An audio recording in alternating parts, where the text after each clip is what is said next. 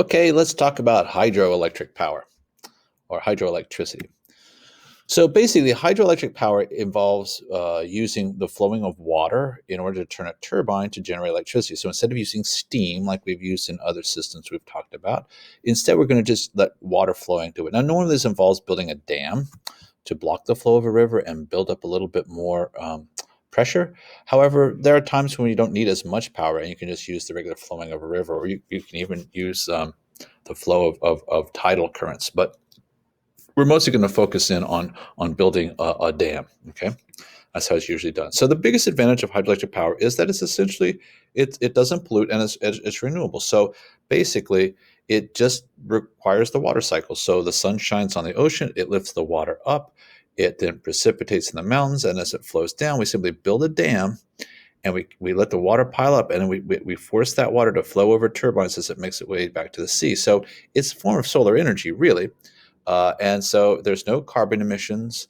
There's no thermal pollution. So it would seem like, hey, man, this is the way to go, but not so fast. There are definitely some problems with it that we need to talk about here. But in theory, the water is always going to come out of the sky, so our dam should last forever, although that's not quite the case.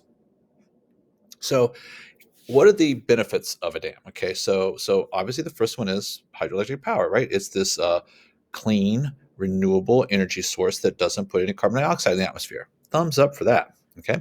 The other thing is you form a reservoir behind it where water piles up. Now, what can you do with that reservoir? Well, you can use it for drinking. You can use it for irrigation. So it's definitely a very useful way of keeping water from just running out to the ocean and becoming salty.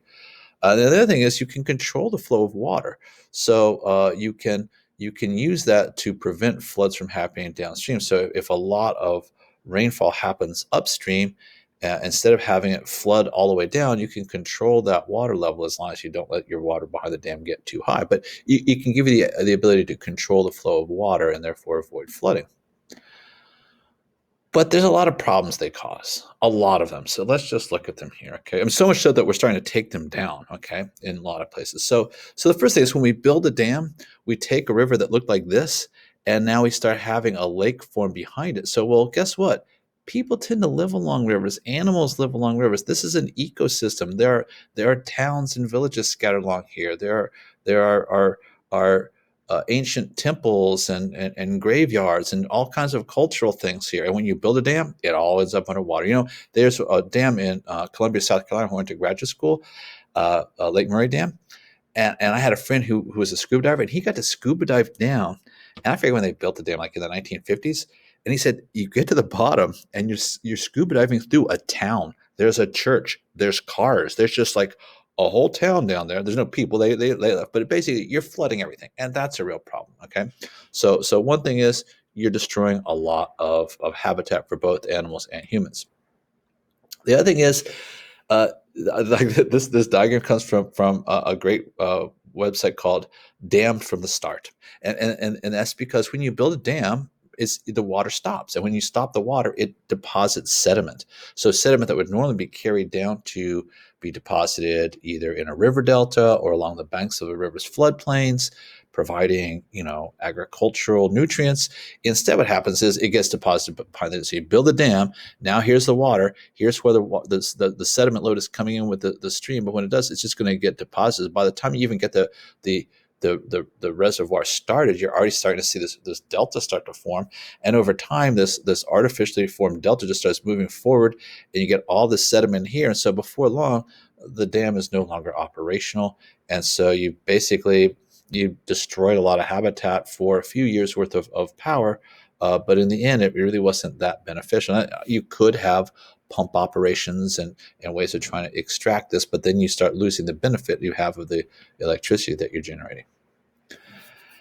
Now, this is kind of a hard one to get your head around, but because we build dams, if we build dams, like here is along this river, I forget the name of this river that's built in, I forget, it starts with a K, it's in India, but basically there's this river that drains southern India and comes out here into the Bay of Bengal, and there's this nice river delta here, right? Well, what happens is all along from where the yellow parts of the dams, everywhere downstream from here is being starved of sediment. So that means that you're going to end up with increased erosion here, and especially at the river delta is going to begin to shrink, and so you're going to lose all um, the benefit, of these wetlands. So, it's definitely catastrophic to the wetlands that you have at the mouth of these streams. Now, another thing is that they block the migration of fish species. So many fish species have evolved to move up and down rivers over the course of their reproductive cycles. And so the classic one is salmon. Okay, salmon are just like almost spiritually important in the Northwest where I come from. And there's a lot of dams on the Columbia River. And so what they did is they built fish ladders because salmon jump, okay? And basically you basically set up a series of these little steps. It's like stairs for the salmon to swim up, because if you don't do it, they're just stuck behind this big dam and they can't get to where they need to go in order to lay their eggs. Now, sometimes they if this doesn't work, they simply scoop them up, put them in trucks, and drive them uphill above the dam. I mean, that seems ridiculous, but that's what you got to do, or you're going to lose your salmon species. And also, then after the babies hatch, you got to make them move back downstream, and they get to a lake, and they don't necessarily know which way to go because there's no flow going on. So it definitely causes a problem for fishes like this that are known as anadromous fish species that like to go in and out of the ocean in the course of their lives.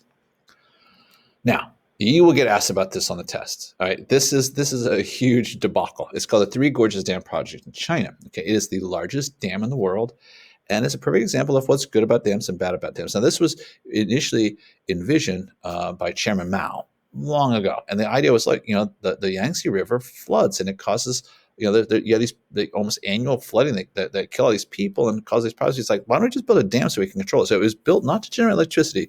It was built, at least initially conceived, to to control the flow of water for flood control. Now, here's the benefits they got. It's huge.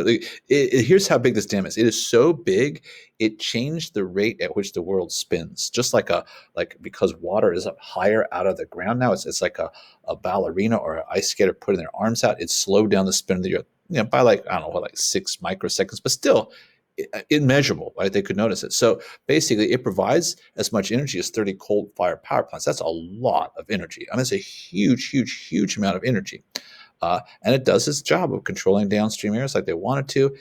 There's this huge reservoir behind it, so there's lots of agricultural water available. It became this recreational area where people like to take cruise ships to go and look at it, and also it gave them like 2,000 miles of navigable water because it's just more energy efficient to move goods on boats than it is across land. It's a lot less. It's more energy efficient. Well, what are the problems? Well, it's China. There was a lot of people living there. So when they built these dams, over 1 million people got displaced. There was all these cultural artifacts that are now underwater. Okay, so they tried to move some of them, but it didn't always work. I was in Egypt one time. There's this amazing place called Abu Simbel where they have this tremendous, beautiful, beautiful Ramesses statues. They're not where they used to be because they built this huge dam, the Aswan Dam, and they had to move all these things out of the water as Lake Nasser formed. Okay, so that is one of the problems you get. Now, that one is there's erosion downstream along the riverbanks. There's no flooding, but there is erosion now, and obviously there's a lot of loss of habitat of the different species, including an endemic species called the Chinese river dolphin, and so it's definitely been negatively impacted by that to the point that they're having to artificially keep it going. Uh, and now you have all this water sitting here. It puts pressure on the land that wasn't there before, and that's causing earthquakes to happen. And people upstream used to basically empty their sewage into the river and it would carry it out to the sea. Not obviously the greatest thing, but now it builds up in the lake and it's making problems. So, and of course, it's going to silt in and and on and on. So, but it's a good example of the benefits and problems caused by dams.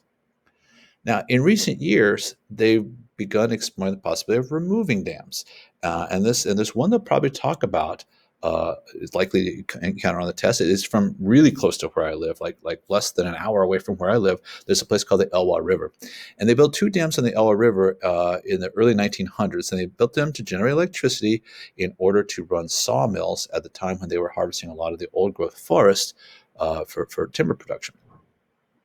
Well, that company went out of business because they basically cut down all the trees that were available, and these dams are sitting there, right? Well, king salmon, which are like we're talking about these are they get like 40 kilos. I mean, these huge fish, and they weren't able. They used to go up this amazingly pristine, huge watershed, the Elwha River basin, but they couldn't get up to it, right? So they just end up like going up against the dam and getting stuck there. And they try to keep the run going by putting in salmon hatchery. So this run is still there. This the subspecies is still there. But what they did is they said, let's just go ahead and take it out. Let's do the experiment. So they blew up the dams. And now what's happening is salmon are starting to move their way back up into this very pristine, it's old growth forest, it's virgin forest, never been cut. So they're moving up into there. Uh, and now the sediment is moving back out to the sea, and it's this ongoing experiment. And one of the first and most dramatic things that I got to experience is what happened to the river delta. So so that one in India is shrinking, and you lose all the ecosystem services associated with that. Well, this one's growing. Look at this GIF here. This is like here. I mean, like it went from that, and now over time it looks like that. So this river delta is just growing before our eyes as all the sediment moves downstream. Okay, so let's just wrap it up. What are the pros? What are the cons? The pros of dams are you get renewable energy. The water's always going to flow. There's no carbon emissions, so you're helping with global warming. It's constant power. It's not like wind or sun where it's weather dependent. It provides you with flood control. It provides you with drinking water, irrigation water. So there's a lot of pros. Unfortunately, there are major disruptions to the riparian ecosystems. There are huge initial costs. I didn't put one on here. It definitely also disruptions to human ecosystems. What is human habitation? It costs a lot of money to build these things. They don't really last forever because they fill in with silt, and also it's not scalable. We can't solve our energy problems by switching over to dams. That we've pretty much dammed every dammable river there is. There are very few left, and most people say, like, you know what, just don't do it. I mean, these ecosystems are precious. You're going to destroy this ecosystem for a temporary power supply. There's better ways of getting power, basically. Okay, but that's what hydroelectricity for you.